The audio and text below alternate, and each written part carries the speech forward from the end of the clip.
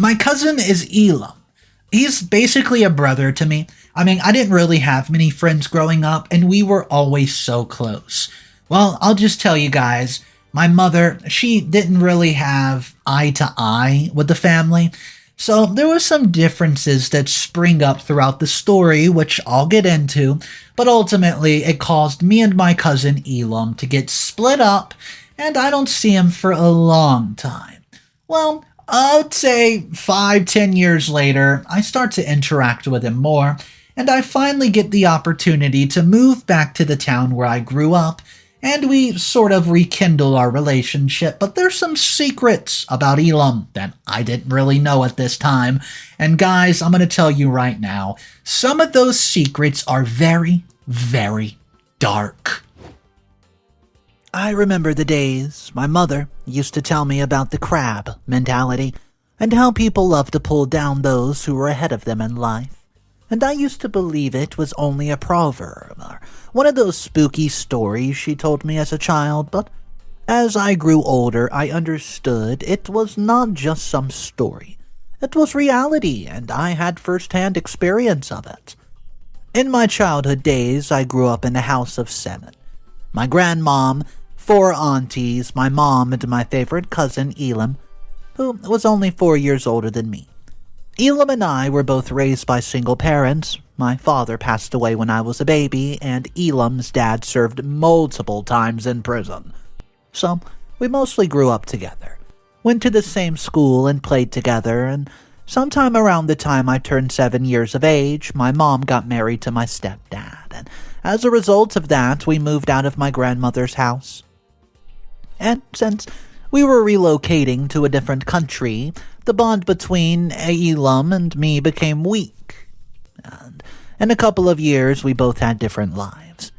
Also because my mom had issues with her family, most especially with her old sister, which was Elam's mom. The problem was that my mom went against their advice and married a white guy, even when they did not support her relationship and marriage, so this affected my relationship with Elam. They said something about her choosing a man over her family, and because of this misunderstanding, we never went for any Christmas get-togethers or family reunions or anything like families do. By different lives, I meant that while I attend my good high school, I lived in a very nice neighborhood, went to college, earned a degree, and got a good-paying job. It was not so for Elam. You see, Elam dropped out 2 years before he completed high school and never went to college, was involved in drug use and spent time in prison in his early 20s, and was also an alcoholic addict. He still lived with his mother and my grandmother and had 2 sons with 2 different women, and a whole lot was going on in his life. When we were younger, we used to talk a lot, and we would secretly call each other without our parents' knowledge after I relocated, but as we grew older, I could tell there was something wrong with our relationship. Also, I did not like that he always was bad-mouthing my stepfather.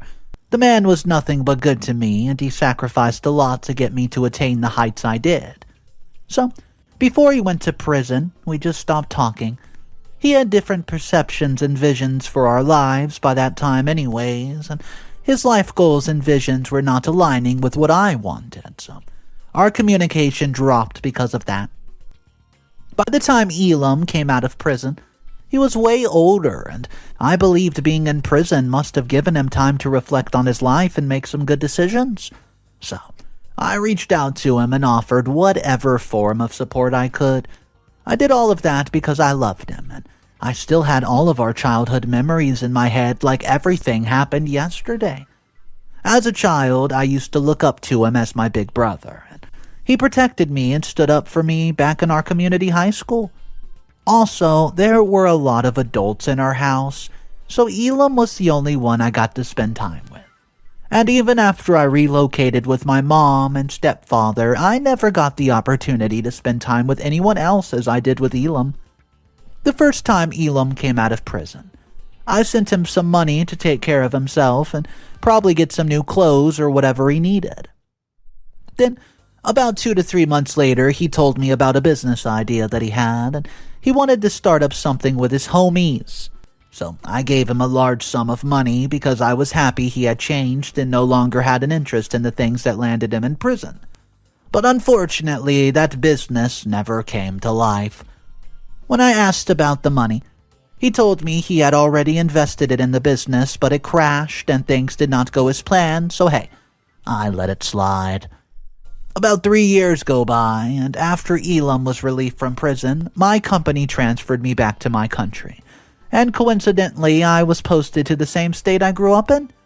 The same state Elam, 2 of my aunts and my grandmother lived in. When I told my mother about the transfer, she was not so happy about it, because she knew I would try to reconnect with my cousin and the rest of the family, and she was right. The same week my fiancée, which is now my wife, and I settled in the state, I went to visit Elam and my grandmother. I was so happy to see them, and God knew I had missed them so much. They were so happy to see me, and the only reason I did not visit them all those years was because my mother did not let me. She never settled with her family, and she refused to talk about it either. As you'd expect, there was a vast difference between Elam and me. It was almost like we were from 2 different worlds, but I did not mind. I enjoyed reconnecting with him, and we hung out in my free time. In less than 6 months of returning to my state, Elam and I got so close and our brotherly bond returned. But there was something that I did not like about him, and it was his unemployment. I did not like how he still lived in our grandmother's house after all those years, and I did not like that he did not have a good-paying job. So, out of love, I made a few phone calls for him and was able to link him up with one of my stepdad's friends. Thankfully, I was able to get him a job at a logistics company, and the pay, it wasn't that great. But it was enough to help him sort his life out, and it was also a relief on my end because I did not have to give him money all the time, and it was kind of embarrassing for him to depend on his younger cousin for his needs. It's not like I wasn't happy to help him in his time of need. I was, but it wasn't supposed to be all the time. So, with my help, Elam got the job, and for the first 2 months he worked so hard. And it seemed like his life was gradually taking the direction I wanted, but about a week and 2 months after he started his job, something terrible happened. Some new logistic bikes were missing in his company, and all fingers pointed at Elam. I didn't really want to share the details here because it was a lot.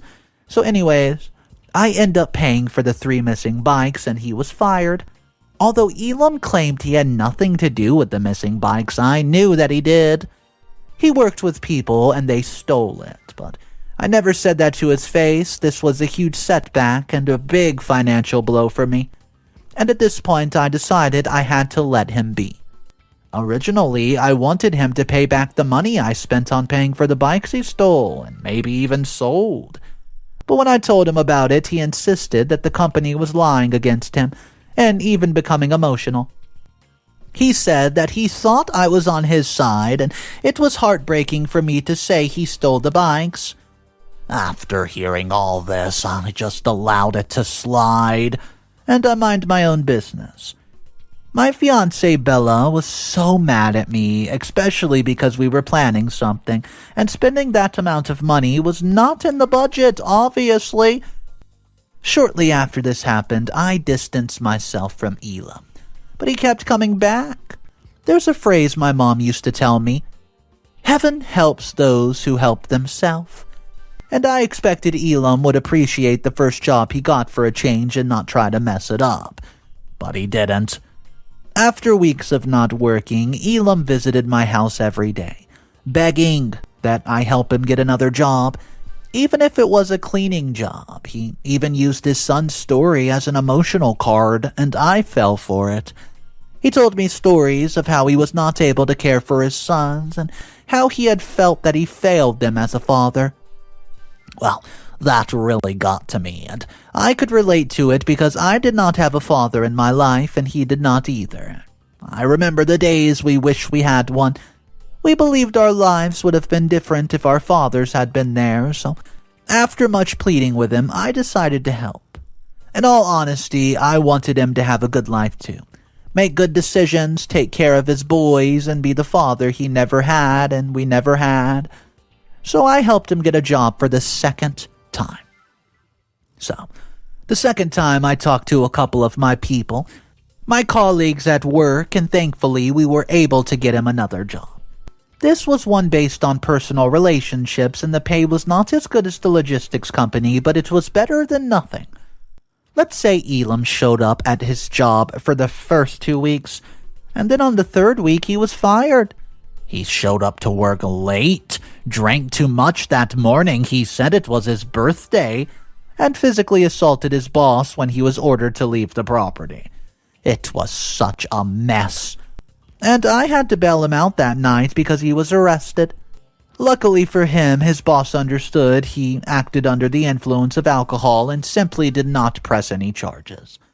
On my end, I was so mad because he was ruining the opportunities he had to make his life better. I even went as far as saying I would not involve myself in his business matters anymore, especially since he blamed me for everything that happened at his second place of work. He said he told me everything that happened was my fault because I asked him to go out and drink with me the previous night, and we ended up returning home by 3 a.m. Actually, I had a fight with Bella, and I needed someone to talk to, which is why I reached out to Elam for company. And he didn't even tell me he would go to work the next day, which was a Saturday, so I thought it was safe to drink. At first I was angry that he blamed me, but after thinking about it, well, I realized, yes, I was at fault too. 3 days after the incident happened, I was no longer angry, and I just expected Elam would reach out to me for us to talk, but that never happened. To show how badly I wanted him to make up for his loss, I reached out to him, apologized, and asked him to come over to my apartment so we could settle this. When he came by my apartment, we settled, but he never apologized for blaming me. I didn't mind. Instead, he asked me if I could give him $4,000 because he wanted to do something important with the money, and I gave it to him and jokingly said he would pay it back when he had a job. And he responded, and I quote, "As soon as I get one." But in reality, we both knew that he was just joking, and I had no intention of getting the money back from him. As the weeks passed, Elam visited my house a lot and would eat with us for a week straight. I could not get him a job because nobody wanted to hire him, to be honest, and I was still searching for opportunities for him. Already, aside from the first $4,000 I gave him on the day we settled, he would always ask for smaller amounts like $50, $100, or even $20 whenever he would visit, and it became a habit. The worst part was Bella, my wife, and I were having some financial issues at this point, and Elam stole my credit card and maxed out the remaining limit that was left. I was so mad that I warned him to stop visiting my house again, and I felt he was insensitive because he knew how much Bella and I were struggling at that very moment. Yet, he chose to act for his own selfish interest.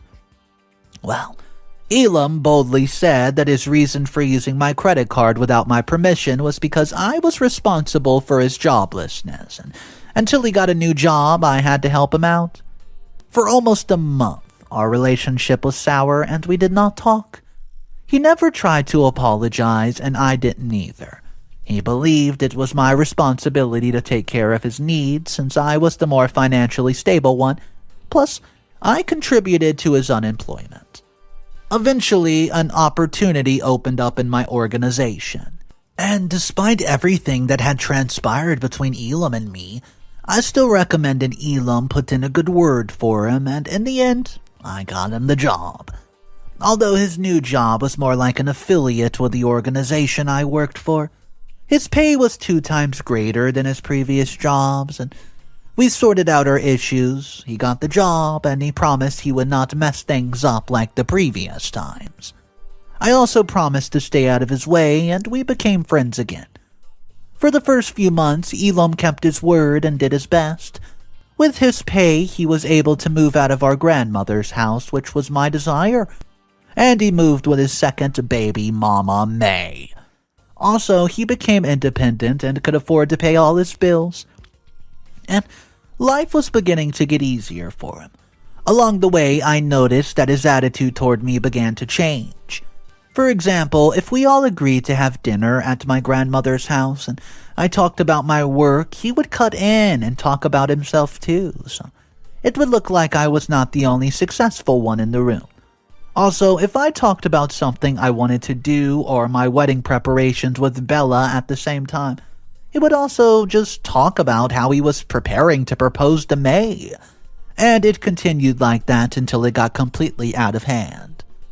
I began to feel like he was spitting at me and always compared himself to me and my progress. He began to feel very important, which I did not have a problem with. I just hated his unhealthy comparison and how he always tried to belittle me or my efforts in front of other people. Even when Bella noticed it, she talked to me about it, but I did not even think it would turn into hatred one day.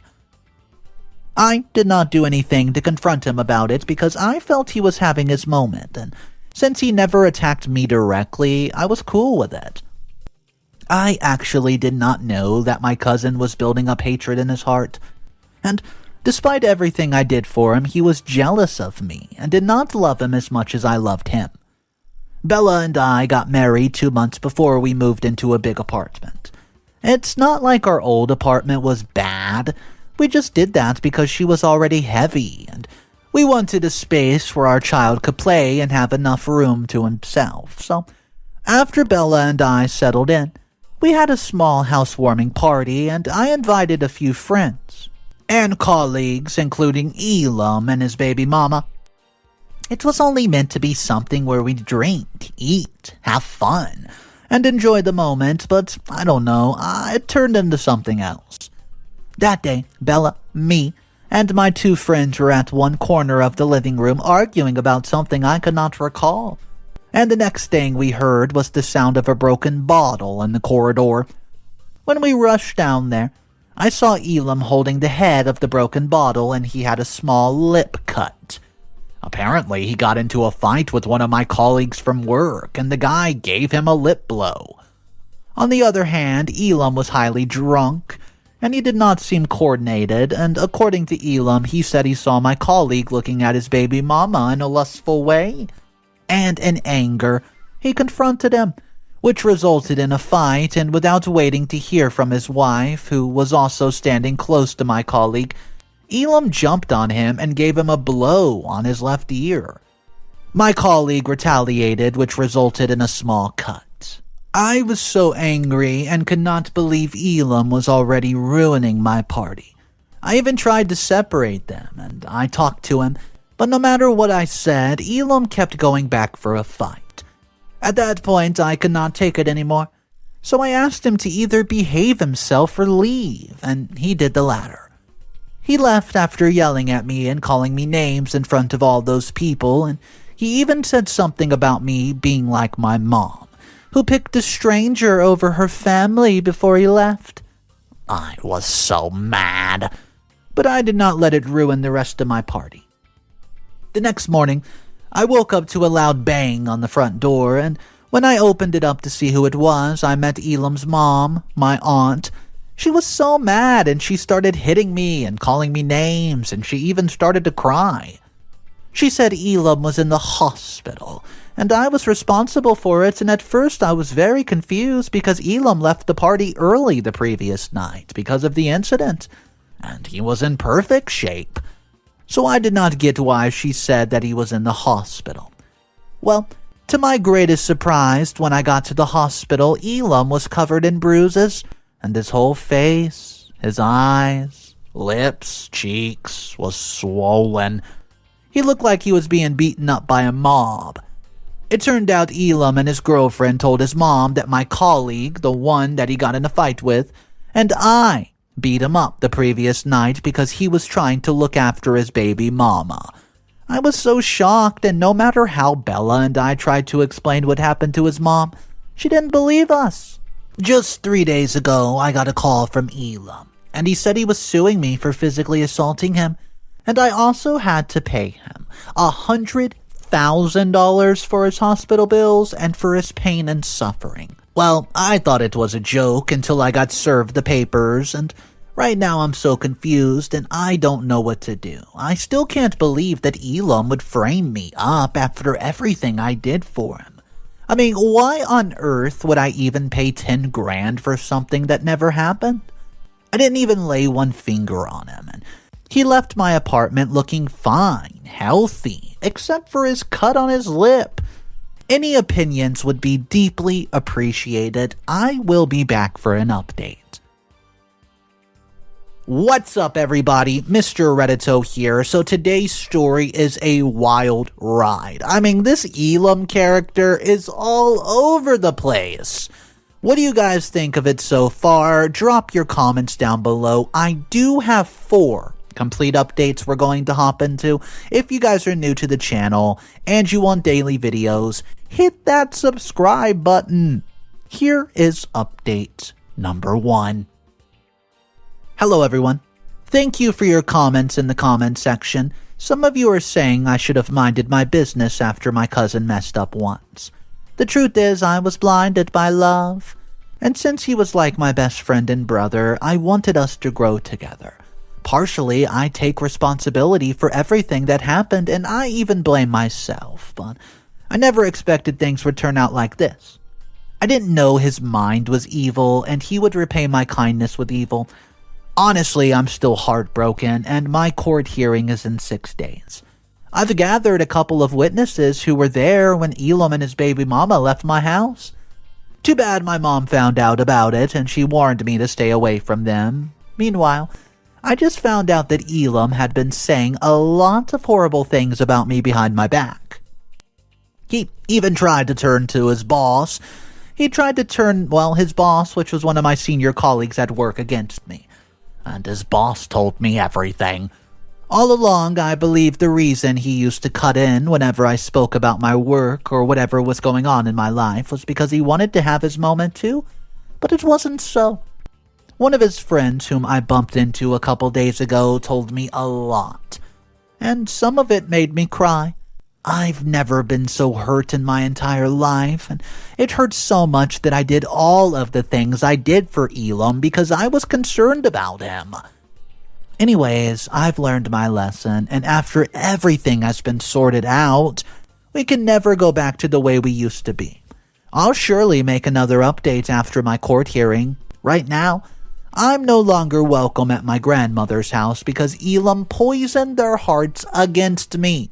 And somehow, I knew it would come to this because that day in the hospital, Elam's mom and my other aunts talked to me and treated me like crap. Like I was trash. I was shocked to see them act that way, and from all they said, they weren't just angry that my mom got married and left the house. They were angry that she had a better life and gave me a better life too. They even mentioned something about me thinking that I was better than them and Elam. And that's why I was so arrogantly assaulted Elam. I still have not found out the truth yet about his injuries. He still claims I did it. Although I'm so sad and heartbroken, I'm glad things actually turned out like this. And I know the truth about him now.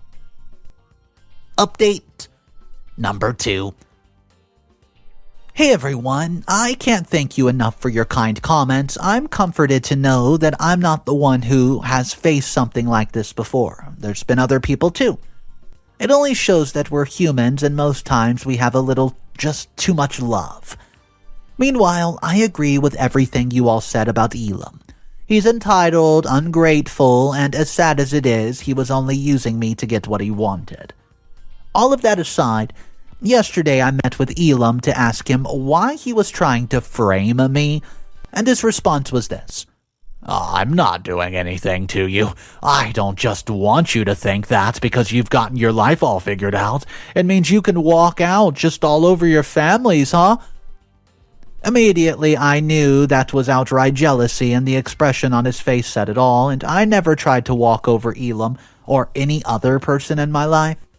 I have had a couple of friends in the past that I treated everyone fairly with, just as I would treat myself. Also, he sounds so bitter, and I have never seen him talk to me like that. It felt like he had been holding in a whole lot this whole time, and only had the opportunity to express himself now.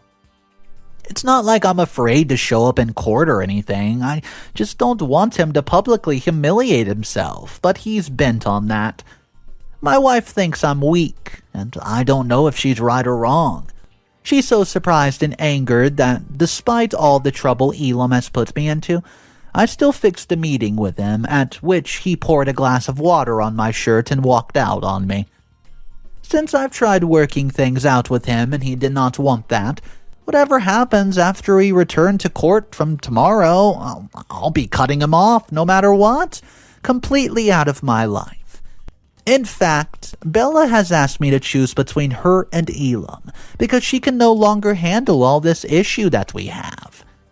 Well, I guess I've learned my lesson, and I'll try as much as possible to mind my business in the future, and I've also learned the hard way that when we try to help the people below us, most of them will just try to pull you down to their level. I should have listened to my mom and stayed away from her family. I was stupid and too ignorant to think that helping Elam would make his life better, and that he would be less of a burden to our grandmother and his own mom. Well, what has happened, and I can't undo it. All I can do is learn from my mistakes and avoid repeating them in the future. Update number 3. Hey guys, it's actually such a relief to be here. Your comments are so absolutely heartwarming for me, and I'm happy you all understand me. Meanwhile, I have some great news. The court hearing was 3 days ago, and it was fun to show up, so the judge listened to all of Elam's stories, and he even brought his girlfriend to testify that she was a witness when I and my colleague, along with the other guys, were hitting him. She even went as far as saying Elam could not walk out of the house on his own, and she had to support him. For a minute, the judge believed him. As usual, when he was done listening to Elam's story, he asked me to tell me, my side of the story. I explained everything that happened in detail, just like I explained here. And it was so evident that one of us was lying. Firstly, the time frame Elam and his baby mama said the attack happened simply did not match mine, and without wasting time, I told the judge I could prove Elam was lying right now. And he gave me the opportunity to do that.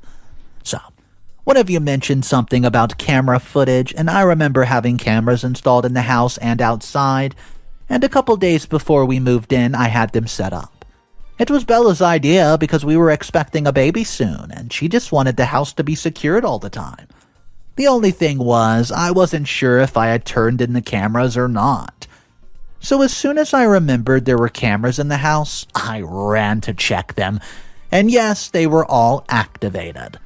You all cannot imagine how happy I was to see the footage from that night. It was the second happiest moment of my life, truly. Also, it was after I saw the footage that I tried to talk to Elam so he would not publicly make a fool of himself, but our conversation did not go very well. The judge was so mad when he saw the footage of everything that happened. He saw Elam and his wife walking out in great shape. It was a big slap on Elam's face. And immediately after he watched the footage, he tried to change his story, but the judge was not having it, and I also had a counterclaim. I wanted Elam to pay back the $4,000 I gave him a couple months ago. When the judge asked if I had given him, the $4,000, he said yes. But he said he was not meant to pay it back, and he thought it was more than nothing but a gift, and I was joking when I asked him to pay it back. Actually, I was joking, but I decided to play the same card he played. Long story short, the court ruled in my favor, and I will be getting my $4,000 back. Update number 4. This is the final update. Hello, everyone. Thank you for all the congratulation messages. I'm just really grateful for the support that I've gotten so far. So, for those of you who are saying I should not have countersued for the $4,000 I gave him, I have nothing to say to you. You have no idea how hurt and disappointed I was when I saw what Elam had done to himself to frame me. So just recently, I found out Elam deliberately went to his rough friends and asked them to hit him. So he would blame it on me, but luckily, my cameras saved me that day. He even went as far as promising to give them a share of the money he would get from me, and they all agreed. Also, I thought my grandmother and his mom, my aunt, were not aware that Elam was lying. But they were very aware. They knew the whole time, and they didn't say anything to try to stop him from extorting money from me. They played along with Elam and made me the villain of this story. When I found out, I was not just heartbroken, I was disappointed, and I finally understood why my mom wanted nothing to do with them anymore, even though they all meant so much to her. Just 2 weeks ago, my senior colleague who was directly associated with the organization Elam worked at called and complained about Elam getting into a fight with one of the colleagues, and it was the third fight that week. I told him I had no business with Elam anymore and he could do whatever he wanted. Well, Elam was fired because of his aggressive attitude, and just yesterday I found out that he was evicted from his apartment because he was late on rent. Not just that, his baby mama, whom he lived with, left him after the whole court case, and he's currently living with our grandmother. I have also officially cut ties with them and the rest of the family. I know it's hard, but I lived without them for the past 20+ years, and I do not want such hate, negativity, and betrayal in my life again. To this day, I still cannot believe all that happened. If someone had told me a similar story, I would have doubted a cousin could betray his own cousin like that, but it's all fine. Anyways, I'm open to any kind of suggestions that'll help me forget about him and move on with my own life. I guess all of this has happened because I wanted a sibling so badly. And I thought Elam was that person. But right now, I think the family I have is fine, and soon I'll be a dad. And I'll focus all my time and energy on being a good son, husband, and father. Thank you again, everybody. So this story was a wild ride. We notice all the kind things that OP tried to do for his cousin, even though the mother of this story, well, she was basically saying, hey, son, you're going to want to stay away from your cousin because that side of the family is really wishy-washy and you simply can't trust them. Well, Jeffrey, he didn't really listen to his mom because it turned out Elam was like a brother to him. And all these opportunities OP tried to give Elam, it just wasn't working out. So I want to hear from you guys. What do you think about this story and the ultimate ending to it, which we find out OP has to cut off his cousin because enough was enough? Drop your comments down below. Here's the question. If you were in OP's position, do you think that you would have listened to your mother before, or do you think you would have gone the same route as OP and just tried to rekindle the connection with your cousin? I want to hear from you guys, so drop your comments down below. My name's Mr. Reddito. I narrate stories every single day, and we cover a lot of topics from mother-in-law dramas, sister-in-law disputes, a lot of in-law problems, inheritance dramas, Karen in the Wild stories. I mean, you name it, we cover it. If you want those daily videos, all you have to do is click that subscribe button located right about here. I hope you guys have a fantastic day. I'll catch you tomorrow, and just remember, it's cool to be kind. See ya.